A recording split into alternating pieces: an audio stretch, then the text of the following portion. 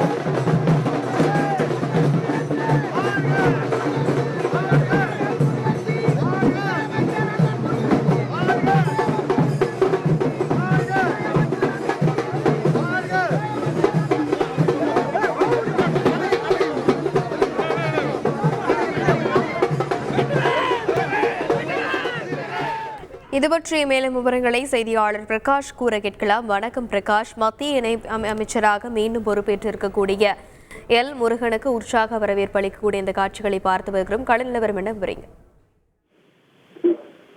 மத்திய நாடாளுமன்ற விவகாரம் மற்றும் தகவல் ஒலிபரப்பு துறையினுடைய இணை அமைச்சராக பொறுப்பேற்றிருக்கக்கூடிய தமிழ்நாட்டை சேர்ந்த திரு எல் முருகன் இந்த தினம் அமைச்சராக பொறுப்பேற்றதற்கு பிறகு முதல் முறையாக சென்னைக்கு வந்திருக்கிறார். சென்னை தியாகராய நகரில் இருக்கக்கூடிய பாஜக தலைமை அலுவலகத்துக்கு வருகை தந்த எல் முருகன் அவர்களை தமிழ்நாடு பாஜக மாநில தலைவர் திரு அண்ணாமலை மற்றும் பாஜகவுடைய முக்கிய நிர்வாகிகள், பாஜக தொண்டர்கள் உள்ளிட்டோர் உற்சாகமாக வரவேற்றாங்க.